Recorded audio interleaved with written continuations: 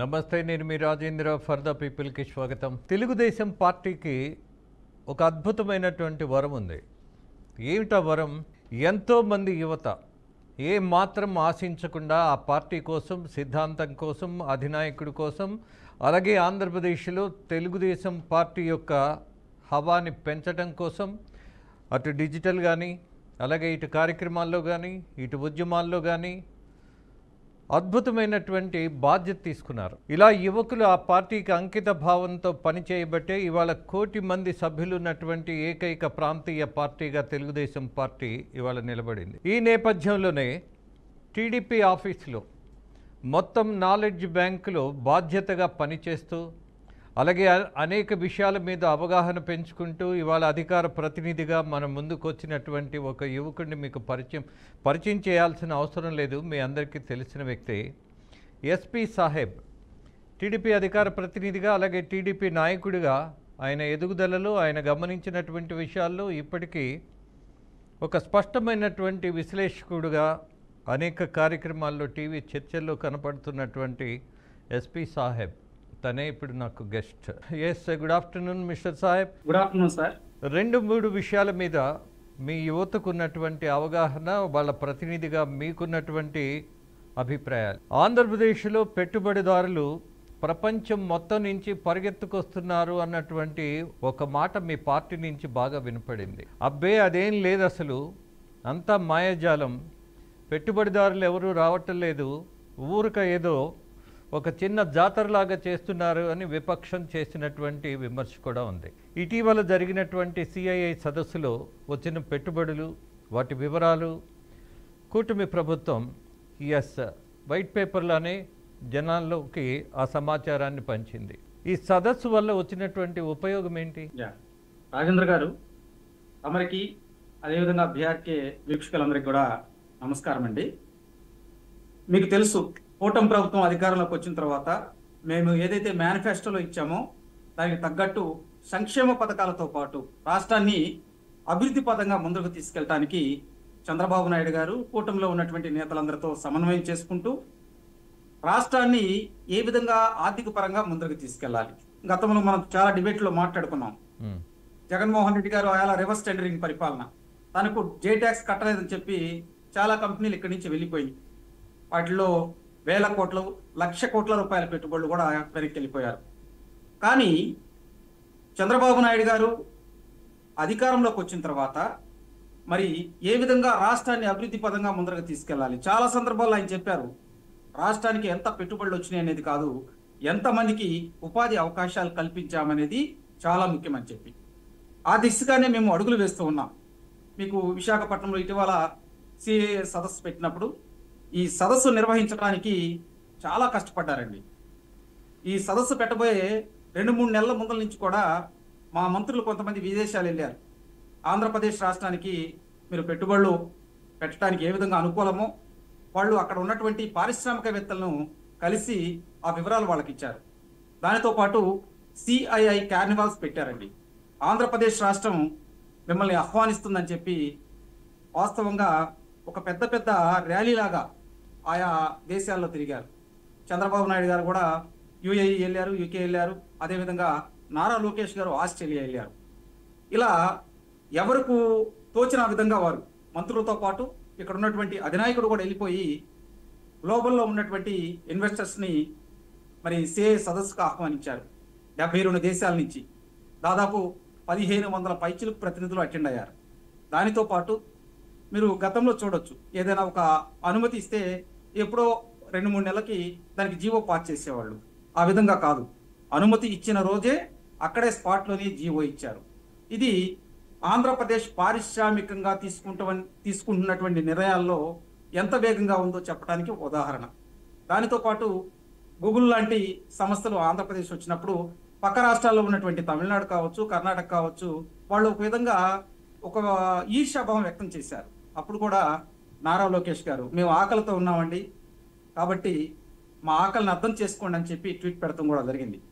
ఇవన్నీ చూస్తూ ఉంటే ఎలా ఉందంటే, గతానికి ఇప్పుడు కంపేర్ చేసుకొని రాష్ట్రంలో ఉన్నటువంటి ప్రజలు కూడా, అరే చంద్రబాబు గారు వచ్చారంటే ఈ రాష్ట్రానికి మేలు జరిగింది, అహర్నిశలు కష్టపడతాడు, ఈ రాష్ట్రంలో ఉన్నటువంటి యువతకు ఉపాధి అవకాశాలు మెరుగవుతాయి అని చెప్పి అందరూ ఏదైతే అనుకున్నారో వారి యొక్క కళలను సాకారం చేయడం కోసం కూడా ముఖ్యమంత్రి గారు అహర్నిశలు కృషి చేస్తూ ఉన్నారు.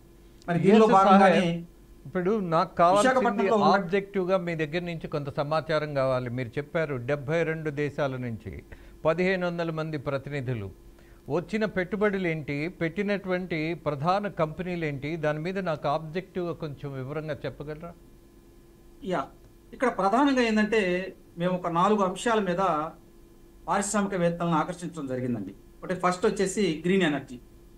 దీంట్లో ప్రధానంగా ఈ గ్రీన్ ఎనర్జీకి సంబంధించి విశాఖపట్నం దగ్గర నుంచి అనంతపురం దగ్గర దాకా ఉన్నటువంటి ఏదైతే అనుకూలమైనటువంటి వాతావరణం ఉందో వాళ్ళకి తెలియజేశారు. దీంట్లో లక్షల కోట్ల పెట్టుబడులు పెట్టడానికి గ్రీన్ ఎనర్జీకి సంబంధించినటువంటి వాళ్ళు వచ్చారు. ప్రధానంగా ఐటీ అండ్ ఎలక్ట్రానిక్స్.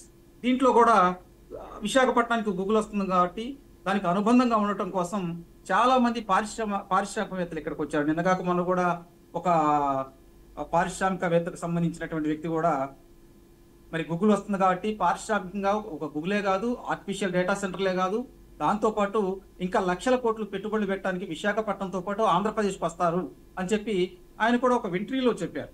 దాంతో పెట్రోకెమికల్స్, ఈ కెమికల్స్ లో కూడా కీలకమైనటువంటి వారు అందరూ పెట్టుబడులు పెట్టడానికి ఇక్కడికి రావడం జరిగింది. మీరు చూశారు గతంలో కూడా 1,00,000 కోట్ల రూపాయల ఎంఓయూలు జరిగినాయి. దాన్ని ఇప్పటికే అక్కడ ఉన్నటువంటి వ్యక్తులు కొంతమంది ఏదైతే వైకాపా వాళ్ళు ప్రెస్ మీట్లు పెట్టి ఏ విధంగా ఆక్రోశం వెళ్ళగక్కారో కూడా చూశారు. కానీ గతానికి ఇప్పుడు కంపేర్ చేసుకున్నప్పుడు చాలా విషయాలు ఉన్నాయి. దీంతో పాటు ఎంఎస్ఎంఈలు.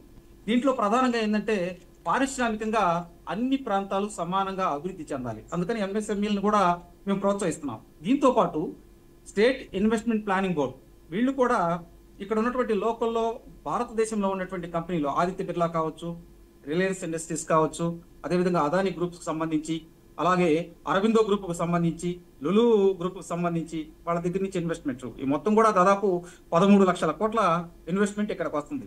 మేము వాస్తవంగా ఏమనుకున్నామంటే 10 లక్షల కోట్ల రూపాయల దాకా ఇన్వెస్ట్మెంట్లు జరుగుతాయి అని చెప్పుకున్నాం. కానీ 30 నుంచి 40% ఎక్స్ట్రా వచ్చిందండి. అంటే అన్నిటికీ కూడా ఏంటంటే నారా చంద్రబాబు నాయుడు గారు తీసుకున్నటువంటి నిర్ణయాలు. దీంట్లో ఆదిత్య బిర్లా గ్రూప్కు సంబంధించిన వాళ్ళైతే దాదాపు 80,000 కోట్ల రూపాయలు పెట్టుబడులు పెట్టడానికి వాళ్ళు సిద్ధమయ్యారు. ఆల్రెడీ మీరు ఎంఓఏలు కుదుర్చుకున్నామండి, మీరు స్పాట్లోనే మీరు జీవోలు ఇస్తారని మాకు తెలియదని చెప్పి ఆశ్చర్యం వ్యక్తం చేశారు. మీకు ఈ సందర్భం వచ్చింది కాబట్టి చెప్పాలి. టీసీఎస్ కంపెనీకి లోకేష్ గారు వెళ్ళినప్పుడు వాళ్ళతో డిస్కషన్ జరిగిందండి. ఒక 90 నిమిషాలు జరిగినప్పుడు వాళ్ళు లేదు మీరు ఇప్పుడు ఎంఓఏలు కుదుర్చుకుంటున్నామండి, మీ స్పాట్లోనే జీవో ఇచ్చేస్తే మేము అక్కడికి వచ్చి ఇన్వెస్ట్మెంట్ ప్రారంభిస్తామంటే దాదాపు 10,000 మందికి ఉపాధి అవకాశాలు కల్పించడానికి కేవలం 90 నిమిషాల్లోనే డెసిషన్ తీసుకున్నారు. అంటే మా యొక్క పారిశ్రామిక విధానం ఆ విధంగా ఉండిద్దండి. ఇక్కడ మంత్రులు ఎవరికి వాళ్ళు తగ్గట్టు బాధ్యతలు నిర్వహిస్తూనే ఈ ఇన్వెస్ట్మెంట్ ఎవరైతే పెట్టడానికి వచ్చారో వాళ్ళందరికీ కూడా ఇక్కడ ఈ విధంగా అనుకూలమైనటువంటి వాతావరణం ఉందని చెప్పి ఆ జీవోలు జారీ చేయడంలో కీలక పాత్ర పోషించారు. అధికారులు కూడా అక్కడే ఉండి స్పాట్లో ఇది స్పీడ్ ఆఫ్ డూయింగ్ బిజినెస్ కి ఒక నిదర్శనం అండి, స్పాట్లోనే ఇచ్చేశారు. దాంతోపాటు మీకు చూడండి, సిస్టమేటిక్ ఇన్వెస్ట్మెంట్ ప్లాన్ బోర్డు వాళ్ళు కూడా అక్కడే ఉండి ఏ ప్రాంతాల్లో ఎక్కడ ఇన్వెస్ట్మెంట్ పెడతారో వాళ్ళకి అనుకూలమైనటువంటి వాతావరణం ఏ విధంగా ఉందో అక్కడ ఉన్నటువంటి పారిశ్రామికవేత్తలకు తెలియజేశారు. ఇవన్నీ కలుపుకున్నప్పుడు 13 లక్షల పైచిలకు మరి పెట్టుబడులు ఇక్కడికి వచ్చినాయి. దీంతో పాటు ప్రధానంగా 16,35,000 మందికి ఉపాధి అవకాశాలు కలగజేయడానికి అవకాశం కల్పిస్తుంది. ఇవన్నీ కూడా ఏంటంటే ప్రభుత్వం యొక్క కృతనిశ్చయం. ఇక్కడ ప్రధానంగా చంద్రబాబు నాయుడు గారు తీసుకొచ్చినటువంటి ఏదైతే ఈ పారిశ్రామిక విధానంలో సరళీకృతమైనటువంటి అంశాలను అక్కడ ఉన్నటువంటి ఇన్వెస్టర్స్ వాళ్ళందరూ కూడా యాక్సెప్ట్ చేశారు. అరే ఈ విధంగా ఉండేదానికి వాళ్ళు కూడా ఊహించాల. సహజంగా ఏంటంటే ఎవరైనా కానీ ఒక ఎంఓఏలు కుదుర్చుకున్న తర్వాత 2 నెలలు 3 నెలల తర్వాత అక్కడ జీవోలు పాస్ చేయటం, అదేవిధంగా ఆ కంపెనీ ప్రతినిధులు చూసుకుంటారు. కానీ ఇక్కడ జరుగుతున్నటువంటి విధానం దానికి భిన్నంగా ఉంది. ఎమ్మడినే త్వరితగతిన ఇక్కడ జీవోలు ఇవ్వటం, స్పీడ్ ఆఫ్ డూయింగ్ బిజినెస్ లో భాగంగా మీరు పలానా సార్ ఎలాకేషన్ చేస్తున్నా ఉంటాం. మీరు ఆర్సిఎల్ మిట్టల్ వాళ్ళైతే 1,40,000 కోట్ల రూపాయలు వాళ్ళు ఇన్వెస్ట్మెంట్ చేయడానికి సిద్ధంగా ఉన్నారు, పనులు కూడా ప్రారంభించారండి. దానితో పాటు అక్కడికి వచ్చినటువంటి కొంతమంది ప్రతినిధులు ఏమంటే మీరు క్వాంటమ్ వ్యాలీ కూడా తీసుకొస్తున్నారు, దానికి సంబంధించినటువంటి ఎంఓఏలు కూడా కుదుర్చుకోవడానికి మా కంపెనీలు వాళ్ళు ఉత్సాహం చూపుతున్నారు అన్నప్పుడు ఖచ్చితంగా దాని మీద కూడా మేము వివరాలు తెలియజేస్తామని చెప్పడం జరిగింది. దీనిలో ప్రధానమైనటువంటి అంశాలు చిన్న విషయం, మీరు మొత్తం అవగాహనతో ఉన్నదంతా అలా చెప్పుకుంటూ వెళ్తున్నారు. There are 3 more points. జనం నుంచి అలాగే విపక్ష పార్టీ నుంచి కూడా కొన్ని ప్రశ్నలు ఉన్నాయి. లులు ప్రాజెక్ట్ వస్తే రాష్ట్రాభివృద్ధికి ఏంటి ఉపయోగం? మ్మ్. పారిశ్రామిక విధానంలో ఎలా ఉండిద్దంటే లులు ఫర్ ఎగ్జాంపుల్ అది ఇంటర్నేషనల్ గ్రూప్ అండి. దానిలో వచ్చినప్పుడు ఏంటంటే లులు మాల్స్ కడతారు. దాంతోపాటు స్కిల్ డెవలప్మెంట్ సెంటర్స్ కూడా వాళ్ళు ఊతమిస్తారు. మీకు వాస్తవంగా ఏంటంటే మీరు భారతదేశంలో కాదండి, ప్రపంచ దేశాల్లో ఈ మధ్య ఒక డిస్కషన్ జరుగుతుంది. ఆర్టిఫిషియల్ ఇంటెలిజెన్స్ వస్తుంది, ఇంకేముంది ఉద్యోగాలు తగ్గిపోతాయి అని చెప్పి. కానీ ప్రధానమైనటువంటి ఫోర్డ్ లాంటి కంపెనీ వాళ్ళు కూడా, జర్మనీలో ఉన్నటువంటి పారిశ్రామికవేత్తలు కూడా ఏమంటున్నారంటే స్కిల్ ఉన్నవాళ్ళు చాలా తక్కువ మంది ఉన్నారండి, ఆ దిశగా అడుగులు వేయాలి. ఈ లూలు లాంటి వాళ్ళు వచ్చినప్పుడు ఏమైందంటే స్కిల్ డెవలప్మెంట్ సెంటర్లు కూడా వస్తాయండి. దాంతోపాటు యువతకి ఉపాధి అవకాశాలు కల్పించడానికి ఫర్ ఎగ్జాంపుల్ లూలు మాల్ వచ్చింది. ఆ మాల్ వచ్చినప్పుడు దాదాపు 1000 కోట్లు పెట్టుబడి పెడతారు. ఆ చుట్టుపక్కల ఉన్న ప్రాంతాల వాళ్ళలో ఉన్నటువంటి ఏదైతే చదువుకున్న వాళ్ళు ఉంటారో వాళ్ళకి ట్రైనింగ్ ఇచ్చి వాళ్ళని తీసుకుంటారు. దానివల్ల ఏంటంటే ఉపాధి అవకాశాలు పెరుగుతాయి. ఇక్కడ ఒక చిన్న విషయం, మీరు కూడా మంచి అవగాహన ఉన్నటువంటి నాయకులే, అలాగే ఈ పత్రికల్లో కూడా చాలా లోతైనటువంటి అధ్యయనంతో కొన్ని మధ్య కొన్ని మీ రిపోర్ట్స్ కూడా చూశాను, పేపర్లో రాసినవి కొన్ని వాస్తవాలు మీరు గ్రహించి రాయటం మంచిది. బట్ ఇదే Lulu mall mister SP Saheb పెట్టినా కూడా అదే పరిస్థితి ఉంటుంది. లులు కంపెనీ అదేమి ఇంటర్నేషనల్ కంపెనీ అయ్యి ఇక్కడ ఒక మాల్ పెట్టి తక్కువ ధరలకు అమ్మేదేమి ఉండదు. బట్ వాళ్ళ పెట్టుబడి ఏమున్నది ఇక్కడ? ఇక్కడే ఒక సందేహం వస్తుంది. మీరు ఆ ప్రాంత వాసులు కాబట్టి విజయవాడ నడిబొడ్డునున్నటువంటి ప్రాంతాన్ని లులు మాల్కి ఇచ్చేస్తున్నారు. దాన్ని నమ్మితే ఇవాళ 100 కోట్లు వచ్చే అవకాశం ఉంది. దాని మీద వచ్చేటటువంటి ఆదాయం ఈ లులు కంపెనీ నుంచి వచ్చేదానికంటే కూడా మనకు ఎక్కువ అని అంచనాలు ఉన్నాయి. దాన్ని కాదనగలరా? రాజేంద్ర గారు, మీరు ఒక మంచి ప్రశ్న వేశారు. మీరు ఒక 5 ఎకరాలు మీ అబ్బాయికి ఇచ్చారండి, అమ్మేసుకుంటాను దాని మీద 5 కోట్లు వస్తాయి ఇప్పుడు అనుకుంటారు. కానీ వాస్తవంగా వ్యవసాయం చేసి అతని కుటుంబాన్ని పోషించుకుంటా పిల్లలను చదివించుకుంటే ఆ భూమి అట్టానే ఉండిద్ది, ఆ భూమి వాల్యూ పెరిగిద్ది, అభివృద్ధి పదంలో వెళ్ళొచ్చు. ఇప్పుడు మీరు అన్నట్టు విజయవాడ సెంటర్లో దాదాపు లూలు వాళ్ళకి ఇస్తాం, దాదాపు 2000-2500 ఉద్యోగ అవకాశాలు వస్తాయి. అలాగే వాళ్ళు ఇక్కడికి రావటం వల్ల వాళ్ళతో పాటు ఏంటి ఇంకా చిన్న చిన్న కంపెనీలు వాళ్ళు కూడా ఇక్కడ కొన్ని హబ్స్ వస్తాయి. వాటిలో ఏంటంటే వీళ్ళకి తగ్గట్టు ఉపాధి అవకాశాలు ఫర్ ఎగ్జాంపుల్ చూస్తానండి, లులు లాంటి మాల్స్ వచ్చినప్పుడు ఏంటంటే ఇక్కడ ఉన్నటువంటి ఆహార ఉత్పత్తులను కూడా వాళ్ళు తీసుకుంటారు, ఇక్కడ ఉన్నటువంటి క్వాలిటీ బట్టలను కూడా వాళ్ళు తీసుకుంటారు. అంటే దీనితో పాటు ఆధారపడి బతికేటువంటి కుటుంబాలు కూడా చాలా వస్తాయండి. ఫర్ ఎగ్జాంపుల్ చిన్న చిన్న వస్తువులు ఉంటాయి, విదేశాల నుంచి వాళ్ళు తెప్పిరండి. లులు లాంటి వాళ్ళు కూడా ఏంటంటే ఇక్కడ ఉన్నటువంటి పక్కనే మంగళగిరి ఉంది, మంగళగిరిలో ఉన్నటువంటి హ్యాండ్లూమ్స్ ని అభివృద్ధి చేస్తారు, అక్కడ వస్తువులు వాళ్ళు తీసుకెళ్తారు. దాంతోపాటు కొండపల్లి బొమ్మలు ఉంటాయి, అవి అడుగుతారు. దాంతోపాటు ఇప్పుడు మీరు చూడొచ్చు లులు మాల్స్ లో వస్తువుల దగ్గర నుంచి గుండు దాకా అన్ని అమ్ముతారు. సంబంధించిన సబ్జెక్టును పక్కన పెట్టేస్తా. I'm not happy what you are saying. పక్కనున్నటువంటి మంగళగిరి చీరలు అమ్మడానికి లులు మాల్ ఎందుకు అక్కర్లా? అలాగే ఏ మహిళా కార్యకర్తను తీసుకొని వెళ్ళి ఒక షాప్ ఓపెన్ చేయడానికి సపోర్ట్ ఇస్తే అద్భుతమైనటువంటి సేల్స్, అలాగే ప్రగతి. I can tell you very simple example mister సాహెబ్, బికాజ్ మీకు కూడా రిసీవ్ చేసుకునేటటువంటి ఒక ఆలోచన, ఒక దృక్పథం ఉంది కాబట్టి I would like to explain a small issue. మీరు ఐకియాకి వెళ్ళండి, అక్కడ ఒక బుట్టలో ఒక లైట్ ఉంటుంది, దాన్ని వెలిగిస్తే అది మన బెడ్రూమ్లో కానీ, మన రీడింగ్ రూమ్లో కానీ, మన డ్రాయింగ్ రూమ్లో కానీ ఎక్కడైనా సరే ఒక సపోర్టివ్గా ఉంటుంది లైటింగ్ ఇవ్వటానికి. ఆ బుట్ట ఏదైతే ఉన్నదో ఒక మేదరి చేసినటువంటి బుట్ట ఎంత? 200 లేదు 500 వేసుకుందాం. ఆ బల్బ్ ఎంత? 10 రూపాయలు ఉంటుంది. మొత్తం ఎక్విప్మెంట్ అంతా కలిపినా కూడా 600-700 ఉండదు. నేను మీకు కావాలంటే ఆ ఫోటో పెడతా, 5600 అమ్ముతారు ఐకియాలో.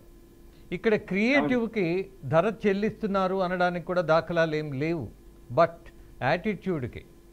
అలాగే మంగళగిరి అమ్మడానికి, కొండపల్లి బొమ్మలు అమ్మడానికి లులు లాంటి వాళ్ళు వచ్చేసి ఇక్కడ ప్రభుత్వ భూములు తీసేసుకొని దాని మీద మళ్ళీ బ్యాంకులు లోన్ తెచ్చుకొని ఆ డబ్బులతో మాల్ కట్టేసి అలాగే ఉపాధి కల్పిస్తున్నారు అన్నటువంటి భ్రమంలో మనల్ని నెడుతున్నారేమో అన్నటువంటి ఒక వివాదాస్పదమైనటువంటి అంశం ఇందులో ఉంది. నెక్స్ట్ సబ్జెక్ట్కి వెళ్తా.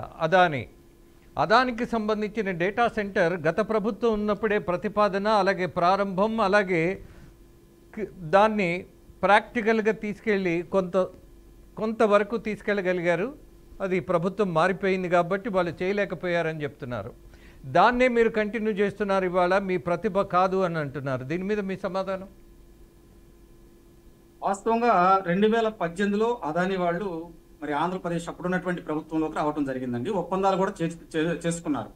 వాళ్ళు ప్రధానంగా ఏంటంటే గ్రీన్ ఎనర్జీలో పెట్టుబడులు పెట్టడానికి వచ్చారు. అలాగే పోర్టుల్లో పెట్టుబడులు పెట్టడానికి వచ్చారు. ఫ్యాక్టరీలు కొన్ని, వీటితో పాటు సిమెంట్ ఫ్యాక్టరీలు లాంటి అనుబంధ విభాగాలు కూడా పెట్టడానికి అప్పుడు ఎంఓఎల్ చేసుకున్నారు. కానీ 2019 తర్వాత మరి ఆ రోజు ఉన్నటువంటి తెలుగుదేశం పార్టీ అధికారం కోల్పోవటం, జగన్మోహన్ రెడ్డి గారు అధికారంలోకి వచ్చిన తర్వాత ఆ ఒప్పందాలన్నీ రద్దు చేసుకున్నారండి. దానివల్ల ఏమైపోయిందంటే దాదాపు వాళ్ళు ఆ ఒప్పందాలు రద్దు చేసుకున్న తర్వాత వాళ్ళు వెళ్ళిపోయారు.